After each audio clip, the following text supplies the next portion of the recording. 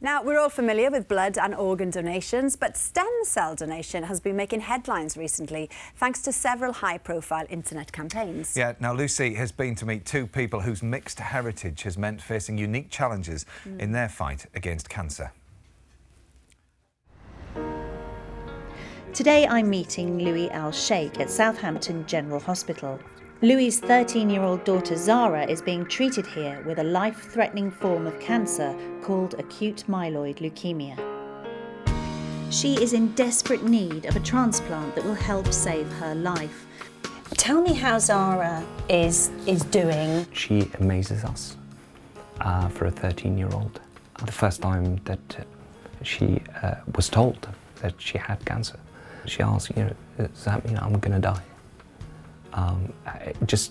It's like somebody's taken a bat to your face.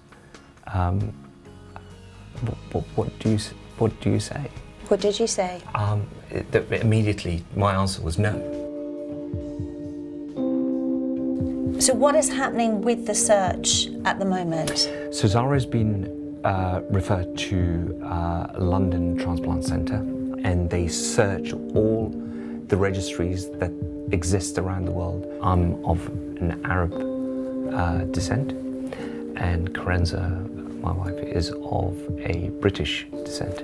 Having that mixed heritage causes some difficulty in finding a match. There's 8 billion people around the world, and there is a tiny amount of them on these registries. Unfortunately, although I'd love to meet Zara, I can't, because behind me she's in an isolation ward. Having just gone through another bout of chemotherapy, it's just too risky for anyone else to meet her. Jo Hallett from Delete Blood Cancer UK has been working closely with Zara and her family to find a match.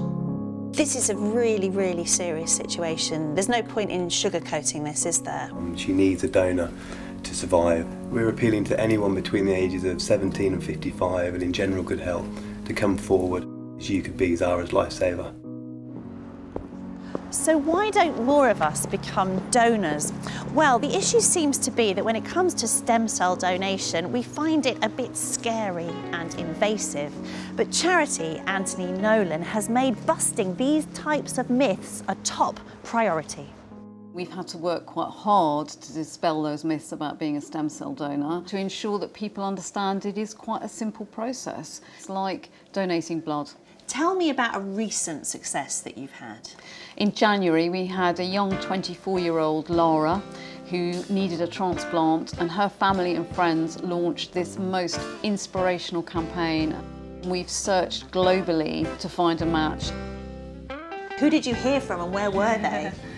Lots of people in Italy had heard about it, and Thailand as well, because as far flung as Australia too. And I think one story that someone in Thailand who took an 8-hour bus to Bangkok because he'd heard about the campaign and went to donate. What was it like when you heard that a match had been found? It's hard to put it into words, like how grateful I am.